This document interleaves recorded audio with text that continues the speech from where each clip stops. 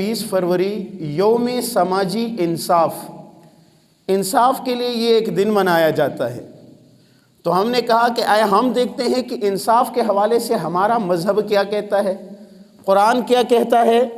अल्लाह ताला क्या फरमाते हैं और शरीयत क्या कहता है। इन्नल्लाह यअमुरु बिल अदल वल इहसान, ये सूरत अन-नहल है, 16 नंबर सूरत है और इसके 90 नंबर आयत है कि अल्लाह ताला तुम लोग को हुक्म देता है आदल का, आदल और इंसाफ का। अब आदल कहते किस चीज़ को है? आदल का माना है बराबरी। एक सहाबी है, उनके बारे में आता है कि वो इस आयत के बिना पर जो है वो इस्लाम में दाखिल हुए थे, और उसका वजह यह है कि जब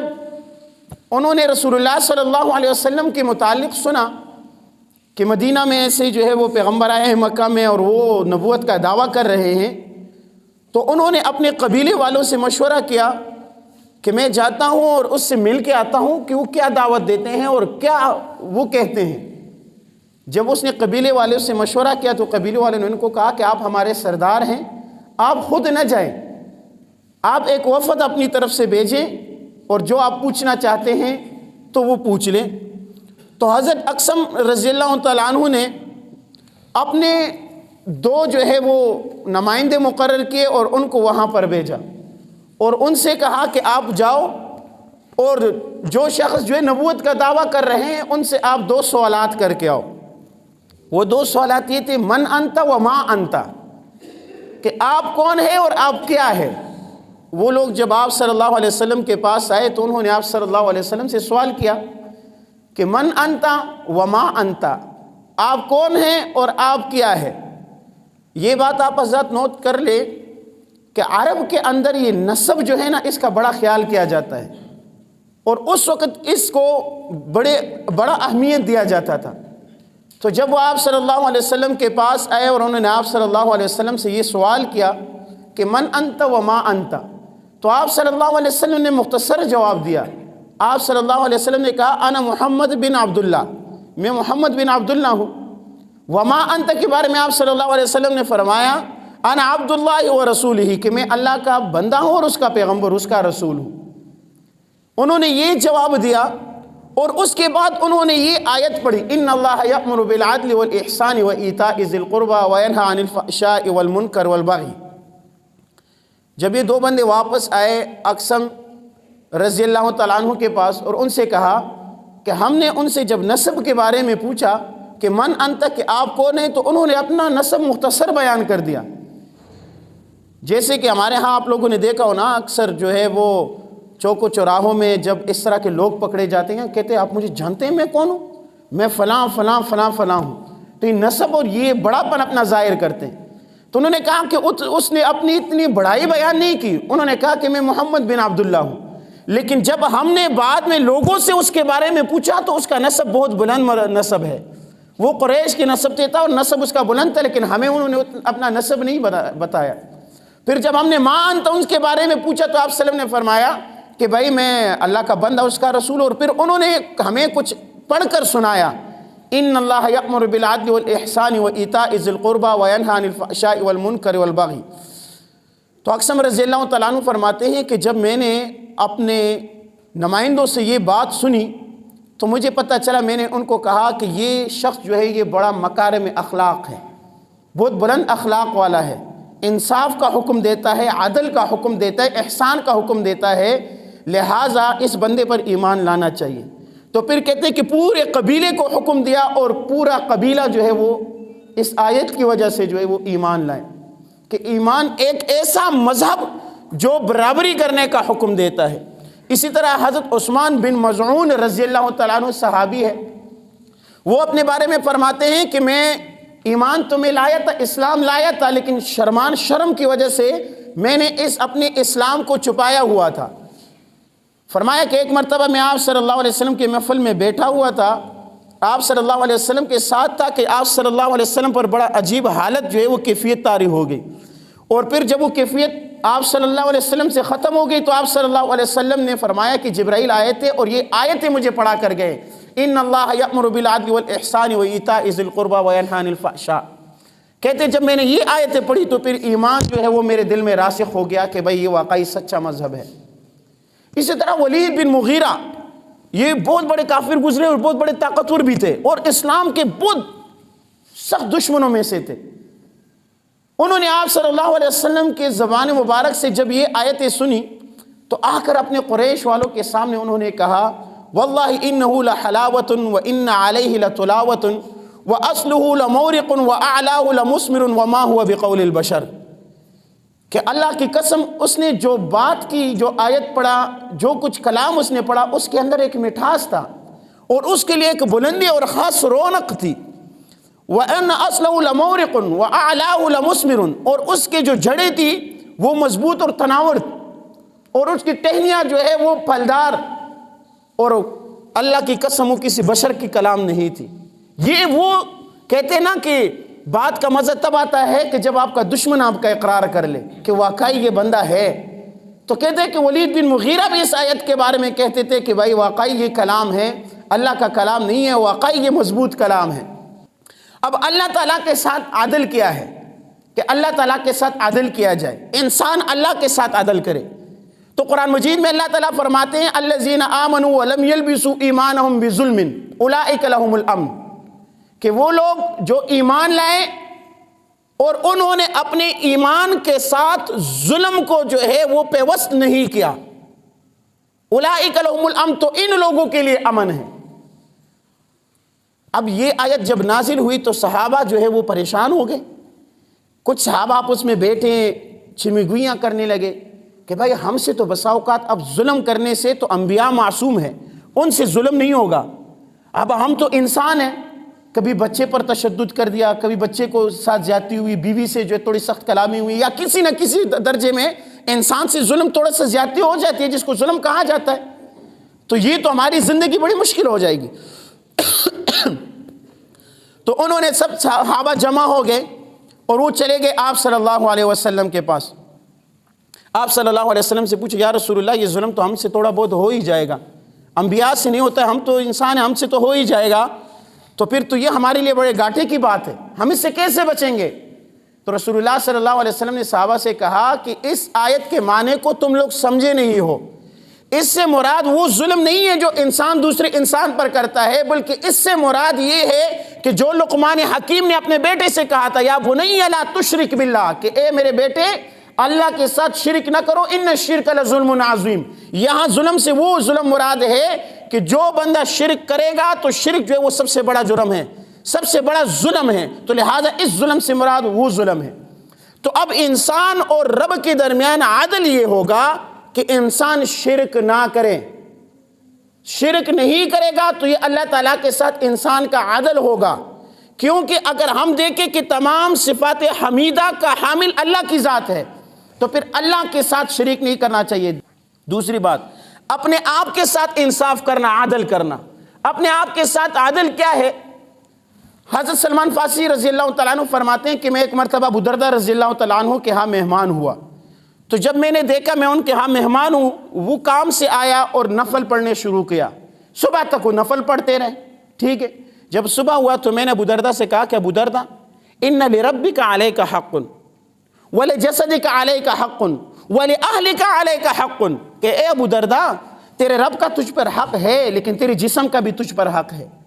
اور تیرے اہل و عیال کا بھی تجھ پر حق ہے۔ سلمان فارسی رضی اللہ عنہ نے جب ابو دردہ کو یہ بتایا تو دونوں چلے گئے آپ صلی اللہ علیہ وسلم کے پاس، تو آپ صلی اللہ علیہ وسلم نے فرمایا کہ سلمان فارسی نے ٹھیک کہا ہے کہ تمہارے اوپر تمہارا بھی حق ہے، رب کا بھی حق ہے، اب کی رب کی عبادت بھی کرو، اللہ کی عبادت بھی کرو، اپنے بچوں کا سب کا حق ادا کرو، بیوی کا حق ادا کرو، اپنے جسم کا بھی حق ادا کرو۔ یہ جسم تھک جاتا ہے اس کو آرام بھی دو، ایسا نہیں ہے۔ بسا اوقات بعض لوگ ہوتے ہیں نا اس پر غلبہ حال ہو جاتے ہیں کہ بھائی ہم نے بس 24 گھنٹے اللہ کی عبادت میں گزارنی ہے، یہ 24 رات بھر نوافل پڑھنے ہیں، اسباق پڑھنے ہیں، دن بھر جو ہے روزہ رکھنا ہے، ٹھیک ہے عبادات ٹھیک ہے، لیکن اس میں بیانہ روی اختیار کرے، جسم کا بھی حق ہے، آپ نے حلال کمائی بھی کرنی ہے۔ آپ دن بھر روزہ رکھو گے تو پیسے کہاں کماؤ، پھر چوری کرو گے، ٹھیک ہے۔ آپ رات بھر جو ہے نفل پڑھو گے تو بیوی کو گھر میں کچن میں اس کو جو ہے وہ کک بنا کر رکھا ہوا ہے، یا وہ آپ کا دھوبی ہے، بس صرف کپڑے دھوتی رہے گی، کوئی اور ضروریات اس کے نہیں ہے، آپ کے نہیں ہے۔ اسی طرح اپنے اہل و عیال کے درمیان عدل، اہل و عیال کے درمیان کا عدل کیا ہے کہ دیکھیں قرآن مجید میں آتا ہے، اللہ تعالیٰ فرماتے ہیں کہ فَانكِحُوا مَا طَابَ لَكُم مِّنَ النِّسَاءِ مَثْنَىٰ وَثُلَاثَ وَرُبَاعَ۔ قرآن مجید کے اندر یہ آیت جب آتے ہیں نا تو خصوصاً نوجوان حضرات اور یہ بوڑھے حضرات بھی بعض اوقات کہتے ہیں بیوی کو تنگ کرنے کے لیے کہ اللہ نے حکم دیا کہ 2 شادیاں کرو، 3 کرو، 4 کرو، اللہ کا حکم ہے تو کرنا چاہیے۔ تو اللہ تعالیٰ نے کہا ٹھیک ہے، ہاں بالکل کرنا چاہیے، فَانكِحُوا مَا طَابَ، لیکن اللہ تعالیٰ نے آگے ایک لفظ اس کے ساتھ اور بھی ذکر کیا ہے کہ اللہ تعدلوا فواحدۃ، اگر تم ان کے درمیان عدل نہیں کر سکتے ہو تو پھر ایک کرو۔ 2 3 4 شادیاں تب کرو جب تم ان کے درمیان عدل کر سکتے ہو، انصاف کر سکتے ہو۔ عدل نہیں کر سکتے ہو، ہمارے ہاں تو رواج بنا ہوا ہے، دوسری شادی کر لیتے ہیں، پہلے والے کو جو ہے وہ کباڑ میں رکھ دیتے ہیں، پہلے والے کو اسٹور روم میں رکھ دیتے ہیں، اس کو دیکھتے بھی نہیں، منہ بھی نہیں لگاتے ہیں۔ آپ صلی اللہ علیہ وسلم نے جب 9 شادیاں کی تھی، لیکن آپ صلی اللہ علیہ وسلم نے تمام کے حقوق ادا کیے تھے، اور حضرت عائشہ رضی اللہ تعالیٰ عنہ سے محبت زیادہ تھی تو آپ صلی اللہ علیہ وسلم ہی دعا کیا کرتے تھے، اللہم ھذا قسمی فیما املک فلا تؤاخذنی فیما تملک ولا املک، کہ یا اللہ یہ میری تقسیم ہے جو میں کرتا ہوں کہ ہر بیوی کو ایک ایک رات دیتا ہوں، سب کو سہولیات برابر دیتا ہوں، اس پر میری ملکیت ہے۔ جس چیز کا میرے پاس اختیار نہیں ہے، دلی محبت ہے، محبت پر کسی کو اختیار نہیں ہے، تو یا اللہ اس پر میرا مواخذہ نہیں کرنا کہ جس سے کہ میرے پاس اختیار نہیں ہے۔ آپ صلی اللہ علیہ وسلم جب آخری وصال کا وقت آئے تو بیمار ہوئے، تو ساری بیویوں کے ہاں جا نہیں سکتے تھے، ساری بیویوں کو جمع کیا، ساری بیویوں نے میٹنگ کی کہ آپ صلی اللہ علیہ وسلم بیمار ہیں، آگے پیچھے جا نہیں سکتے، لہذا حضرت عائشہ رضی اللہ تعالیٰ عنہ کا حجرہ ان کے لیے مقرر کیا۔ اس سے پہلے آپ صلی اللہ علیہ وسلم نے ایک ایک بیوی کا پورا مکمل حق ادا کیا ہے، تو لہٰذا بیوی کے تمام حقوق کا حاصل کرنا یہ اہل و عیال کا حق ہے۔ اسی طرح بچوں کے بھی حقوق ہے، ان کے درمیان عدل۔ ایک صحابی آیا آپ صلی اللہ علیہ وسلم سے عرض کیا، یا رسول اللہ میں نے 2 شادیاں کی ہیں، میرے ایک بیوی سے ایک بیٹا ہے، باقیوں سے اور بھی بچے ہیں، میری بیوی مجھے کہہ رہی ہے کہ تم ان کو جو ہے وہ حصہ دو، تو یا رسول اللہ تم گواہ ہے نا کہ میں نے اپنے اس بیٹے کو فلاں فلاں فلاں فلاں چیزیں اپنے دے دیے۔ تو آپ صلی اللہ علیہ وسلم نے پوچھا کہ کیا تم نے اپنے باقی بچوں کو بھی اتنا کچھ دیا؟ انہوں نے کہا یا رسول اللہ نہیں۔ انہوں نے کہا تو کیا تم مجھے ظلم پر گواہ بنانا چاہتے ہو؟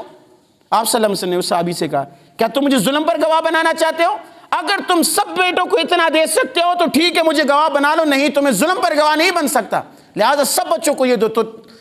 بچوں کے درمیان عدل یہ ہے کہ سب کو یکساں حقوق ادا کرو، دلی محبت وہ ایک الگ چیز ہے، اولاد کے حقوق ہے۔ اسی طرح ہمارے معاشرے کے اندر دیکھیں، قانون کے اندر برابری۔ آپ صلی اللہ علیہ وسلم کے پاس ایک یہودی جوڑا آیا جو زنا کے اندر پکڑا گیا تھا، تو آپ صلی اللہ علیہ وسلم جب ان یہودیوں کو بلایا اور پھر ان کے علماء جو تھے ان کو بلایا اور ان کو کہا کہ بتاؤ تمہارا دین ایسے لوگوں کے بارے میں کیا کہتا ہے کہ جو زنا کرتے ہوئے پکڑا جائے؟ تو ان میں سے ایک نے کہا کہ ہمارا دین کہتا ہے، ہمارے تورات کے اندر ہے کہ ایسے شخص کا مجھے منہ کالا کیا جائے اور اس کو گردے پر بٹھایا جائے، اس کو چکرے لگوایا جائے۔ تو آپ صلی اللہ علیہ وسلم نے پھر سب کو بلایا، ان کو کہا کہ یہ حکم ہے۔ تو ان میں عبداللہ بن سلام رضی اللہ تعالیٰ عنہ موجود تھے جو ایمان لائے تھے، مسلمان ہوئے تھے۔ عبداللہ بن سلام نے کہا یا رسول اللہ یہ جھوٹ بول رہے ہیں، ہمارے قرآن کے ہمارے تورات کے اندر یہ حکم ہے اگر ایسا جوڑا پکڑا جاتا ہے تو اس کو رجم کیا جائے، سنسار کیا جائے، سنسار کا حکم ہے، یہ جھوٹ بول رہے ہیں۔ انہوں نے کہا، آپ وسلم نے کہا تورات لے آؤ، تورات لایا۔ جب انہوں نے جو ہے وہ پڑھنا شروع کیا تو جب اس جگہ پہ آئے تو وہ لائن چھوڑ کے نیچے چلے گئے۔ تو آپ حضرت عبداللہ بن سلام رضی اللہ عنہ نے سے کہا کہ اے غافل انسان، یہ لائن بھی پڑھو کہ یہاں کیا لکھا ہوا ہے۔ جب پڑھا تو اس میں لکھا ہوا تھا کہ بھائی ایسے اشخاص کو جو ہے وہ سنسار کیا جائے۔ آپ صلی اللہ علیہ وسلم نے اس کے بعد ایک جملہ کہا، فرمایا کہ جو قوم اپنے قوم کے بڑوں کو الگ سزائیں منتخب کرے اور چھوٹوں کو الگ سزائیں منتخب کرے تو وہ قوم سمجھو کہ اس دن سے اس قوم کی بربادی شروع ہو گئی ہے۔ آج ہمارے پاکستان کی بربادی کا حال دیکھو نا، ہمارے وزیر اعظم صاحب پر، ایک وزیر اعظم گزرے، میں ان چیزوں کا نام نہیں لیتا، لیکن ان پر بہت سارے کیسز ثابت ہوئے۔ ان کو سزا کیا دی گئی؟ ان کو سزا 3 سیکنڈ کے لیے، جہاں کٹیری بنے، کٹیرا جو کہتے ہیں، کیا کہتے ہیں اس کو، جہاں وہ کھڑے ہوتے ہیں مجرم، کہتے ہیں 3 سیکنڈ کے لیے یہ جگہ اس کے لیے جو ہے وہ جیل تصور کیا جاتے، 3 سیکنڈ ان کی سزا ہے، زندہ باد۔ اور غریب کا بچہ اگر روٹی چوری کرتے ہوئے پکڑا جائے نا تو 12 مہینے بعد پتہ چلتا ہے کہ بیچارہ بے گناہ تھا، 12 سال بعد پتہ چلتا ہے کہ بیچارہ بے گناہ تھا، اور جب پتہ چل جاتا ہے کہ اس کا جنازہ، اس کا موت تو جو ہے وہ اڈیالہ جیل میں ہو چکا ہے، ایسے واقعات موجود ہیں۔ 24 سال بعد فیصلہ ہوتا ہے کہ فلاں بے گناہ تھا، پتہ چلتا ہے اس کا جنازہ تو جیل سے ہی نکلا ہے۔ ایسے ایسے واقعات ہیں، ایسے قوموں کی ہلاکت ہے جب بڑے کے لیے الگ قانون، چھوٹوں کے لیے الگ قانون ہوتا ہے۔ آپ صلی اللہ علیہ وسلم کے پاس ایک کیس آیا، فاطمہ مخزومیہ ایک عورت تھی، اس نے چوری کی تھی۔ تو آپ صلی اللہ علیہ وسلم کے پاس جب اس کا کیس آیا تو کسی نے آپ صلی اللہ علیہ وسلم سے کہا کہ یا رسول اللہ یہ عورت فلاں فلاں فلاں کی بیٹی ہے، نسب بیان کیا کہ یہ تو بڑی جو ہے وہ مرتبے والی ہے۔ تو آپ صلی اللہ علیہ وسلم نے ان سے کہا کہ یہ اگر فاطمہ بنت محمد یعنی میری بیٹی ہوتی، خدا کی قسم مجھ کو یہی سزا ملتی۔ یہ تو اس فاطمہ مخزومہ ہے، اگر یہ فاطمہ بنت محمد ہوتی تو بھی اس کی سزا یہی ہوتی۔ قوموں کی ہلاکت تب شروع ہو جاتی ہے جب بڑے کے لیے ایک سزا اور دوسرے کے لیے ایک سزا ہو جاتی ہے۔ اسی طرح آگے آتا ہے انبیاء علیہ السلام کے درمیان عدل۔ انبیاء علیہ السلام کے درمیان عدل یہ ہے، ایک مرتبہ میں ایک نعت سن رہا تھا پشتوں کا، تو اس میں آپ صلی اللہ علیہ وسلم کی تعریفیں بیان کر رہے ہیں، لیکن حضرت عیسیٰ علیہ السلام کے لیے کوئی جملہ استعمال کیا جا رہا ہے۔ میں نے اس لوگوں کو کہا کہ بھائی یہاں یہ نعت خوان جو ہے یہ بکواس کر رہا ہے، ایک نبی کی تعریف کے لیے آپ دوسرے نبی کی جو ہے وہ کیوں کر رہے ہیں؟ اللہ نے فرمایا تلک الرسل فضلنا بعضهم علی بعض، نبیوں میں ہم نے بعض کو بعض پر فضیلت دی ہے، لیکن ہمارے لیے کوئی حق حاصل نہیں ہے کہ ہم کسی نبیوں کے درمیان بیٹھ کر یہ فضیلت والے ہاں کسی نبی کی آپ فضیلت بیان کر سکتے ہیں، لیکن یہ نہیں کہہ سکتے کہ فلاں نبی کے اندر یہ بات نہیں تھی۔ آپ صلی اللہ علیہ وسلم کے سامنے ایک صحابی نے کچھ بات کی اور پھر فرمایا کہ اگر یونس علیہ السلام جب اپنے امت کو چھوڑ کر جو وہ جا رہے تھے اور پھر کشتی سے جو مچھلی کے پیٹ میں چلے گئے، اگر آپ صلی اللہ علیہ وسلم ہوتے تو یوں کر دیتے۔ تو آپ صلی اللہ علیہ وسلم نے ان کو منع کیا اور فرمایا لا تفضلونی علی یونس ابن متا، کہ مجھے یونس ابن متا کے اوپر فضیلت مت دو، یہ تم لوگوں کو حق حاصل نہیں ہے کہ ان انبیاء کے درمیان جو ہے وہ فیصلے کرنے شروع کرو۔ اسی طرح ایک مسلمان اور ایک یہودی کے درمیان لڑائی ہوئی تو اس یہودی نے کہا والذی فضل موسیٰ علی الانبیاء، کہ مجھے قسم ہے اس موسیٰ کی جس کو اللہ تعالیٰ نے تمام انبیاء کے اوپر فضیلت دی۔ تو مسلمان نے اس کو تھپڑ جڑ دیا کہ تم میرے سامنے جو ہے ہمارے نبی موجود ہے، تم موسیٰ علیہ السلام کو تمام پر فضیلت دے رہے ہو۔ تو وہ آپ صلی اللہ علیہ وسلم کے پاس آئے تو آپ صلی اللہ علیہ وسلم نے ان کے درمیان فیصلہ کیا اور کہا کہ مجھے موسیٰ پر فضیلت مت دو،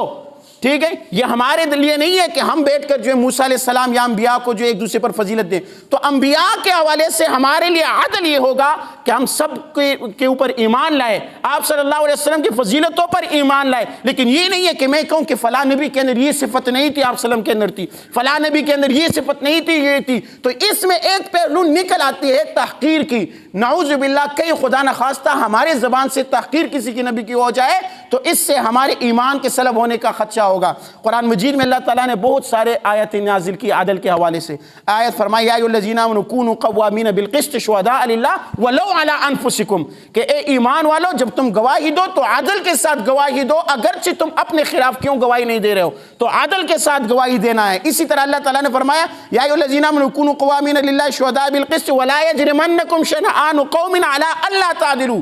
کہ تم انصاف کے ساتھ جو ہے وہ گواہی دو، لیکن کسی کی دشمنی تجھے بے انصافی پر آمادہ نہ کریں۔ ہمارے ہاں کیا ہوتا ہے، کسی سے بات محلے کے اندر یا معاشرے کے اندر کسی سے دل نہیں لگتی تو اس کے خلاف جب کوئی بات کر لیتا ہے کہ فلاں کہ ہاں بالکل وہ تو ایسا ہی ہے، ہاں اس نے میرے سامنے یہ کام کیا تھا، ہاں ہمیں پتہ ہے وہ ایسا ہی ہے۔ نہیں، جب آپ نے اس کے اوپر گواہی دینی ہے دشمنی کے بنیاد پر، آپ صلی اللہ قرآن فرماتا ہے کہ دشمنی کے بنیاد پر نہیں دینا، آپ نے گواہی حق اور سچ کے بنیاد پر دینا ہے۔ اللہ نے فرمایا وَلَوْ عَلَىٰ أَنفُسِكُمْ أَوِ الْوَالِدَيْنِ وَالْأَقْرَبِينَ، چاہے وہ تمہارے خلاف کیوں ہو، چاہے تمہارے والدین، تمہارے رشتہ دار، تمہارے قبیلے کسی کے بھی خلاف ہو تو تم نے انصاف کے ساتھ گواہی دینے۔ اللہ فرماتے ہیں وَإِذَا قُلْتُمْ فَعْدِلُوا، جب تم بات کرو گواہی دو تو انصاف کے ساتھ دو۔ وَإِذَا حَكَمْتُمْ بَيْنَ النَّاسِ أَن تَحْكُمُوا بِالْعَدْلِ، جب تم لوگوں کے درمیان فیصلہ کرو تو انصاف کے ساتھ فیصلہ کرو۔ تو 20 تاریخ یوم عدل کے حوالے سے منایا جاتا ہے، تو میں نے کہا آؤ پڑھ لو قرآن، پڑھ لو اسلام کی، اسلام جو ہے وہ عدل کے حوالے سے کیا کہتا ہے۔ اللہ تعالیٰ مجھے آپ لوگ کو عمل کرنے کی توفیق عطا